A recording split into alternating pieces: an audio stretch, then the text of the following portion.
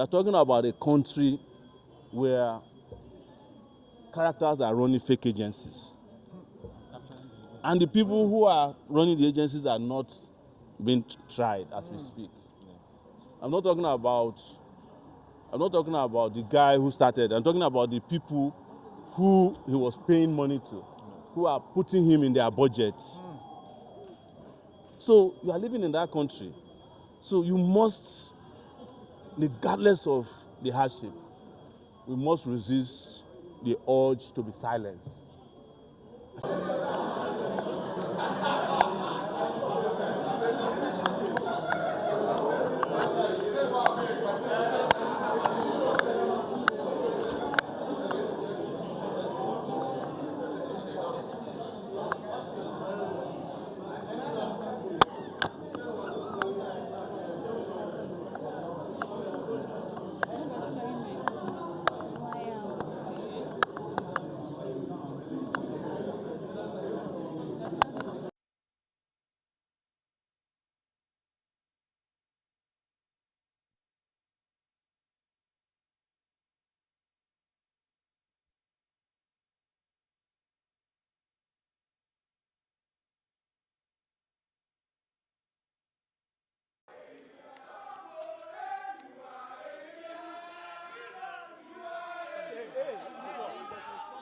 Not recording that way now. I'm recording. See, you're entering my shot. Give me. Just okay, it's okay.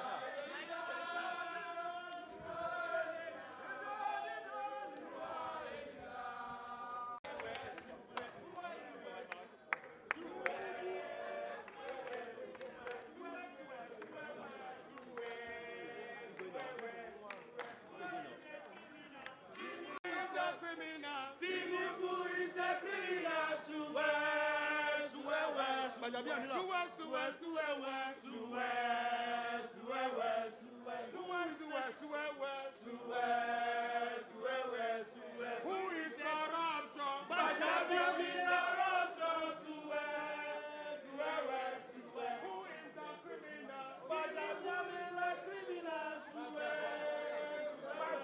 The agreement we had with our lead lawyer is that they will be the ones making comments about the case, or the lawyers that may be appointed by the lead lawyer. So, because they wanted to remain completely a legal issue because there's a new legal team in the matter. And as you are aware, the defense started today. And we expect you, since it's an open court, for journalists to go in there and cover the case as it is progressing. So that is an agreement we have with the new legal team, that they will discuss the matters when they feel comfortable about it. But I am a presidential candidate, so we continue to discuss serious national issues about the next election. I want to announce to you today that even the prosecutor, who is the senior advocate of Nigeria, said that he's waiting for me to convince him so that he can vote for me in the election. That's progress made today. We are close to winning an additional voter. Somebody shout power. This is an attempt to clear himself of bias. So that's what we have to say about the case. I know that you have said that the legal team will speak to us, but just to follow Their decision to speak or not to speak is entirely theirs. Yes. Because we have a new legal team, yes. Okay, but since you can't address the issues, are you confident in your submissions, your applications to the court, and The lawyers did the submission and application, and I want to urge you, it's an open court. Walk in there and cover the case. That's what journalists do, right? Most of you are experienced at this. Just cover the case. Make your informed judgment about what the lawyers are doing in court. We opened our defense today. It was a blockbuster. So, Can you share your experience as regards to your incarceration a few days? Incarceration and experience about incarceration is not something I pay attention to. Considering that even today I was supposed to go back to prison again. So an experience has not been concluded cannot become a matter for discussion. It's an ongoing issue.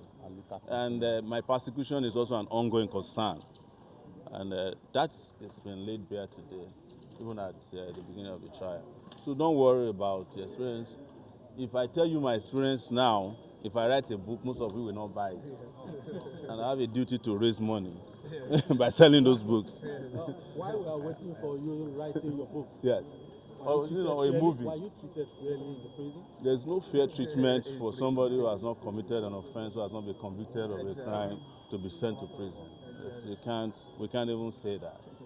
And we are talking about prison, and I made it clear last week when I spoke to the media about you must watch my interview on channels and Arise TV, where I made it very clear that they call it a correction center, but for me, it was prison.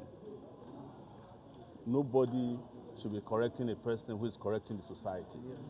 That's the job I do in this country. Listen, no matter what they do to you in this country, no matter what the country turns into, look at me very well today, and I'll state it that I remain the conscience of this nation. And I'll say one of it because I'm not the only one. All these people are the conscience of the nation.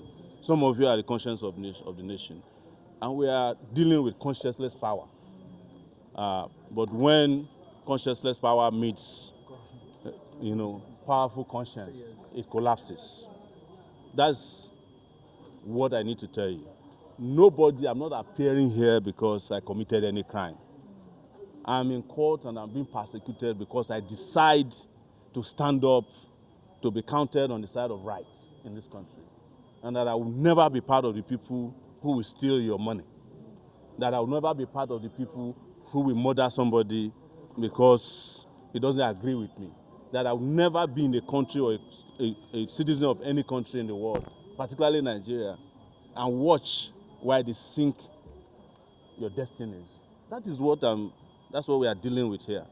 So sometimes in the history of mankind, people like us come once in a while. When I say people like us, many of us here. Because we have lawyers who have spent countless hours defending this case. We have activists who come here from across the country. There are people watching us from all over the world. They've already known that I've been singled out to be maltreated. But what will happen to this country? How the children who are abducted can be reunited with their families. How we can travel safe in our country. How people who are working can get paid a living wage. How hospitals can attend to diseases and not add to it. How our economic system can empower us without disemboweling our people. We are talking about a country where characters are running fake agencies. And the people who are running the agencies are not being tried as we speak. I'm not talking about the guy who started. I'm talking about the people who he was paying money to, who are putting him in their budget. So you are living in that country.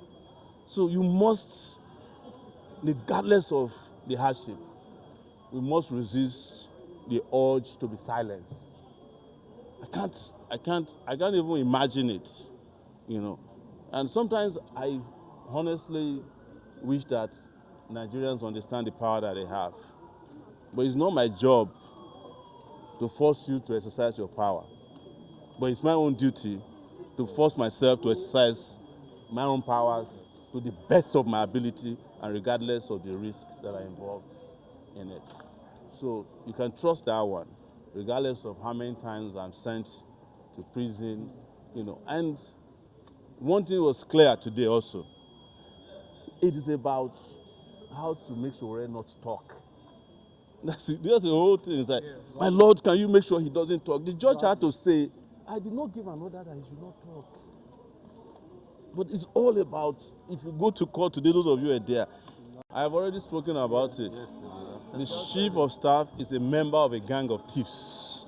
And I can say that categorically because I was the one who exposed when he stole $25,000 from a client in Atlanta, Georgia, when he was a lawyer, and his legal profession certificate was revoked as a result of that. That's how Gbajabiamila ended in Nigeria. And to add a secret today, when I wrote that story, he asked Abike Dabiri to call me and ask if I could help him take down the story. I said no, because I'm writing for history. Today, you know where he's coming from. If I had compromised myself and taken down the story, you will not know that he's a thief.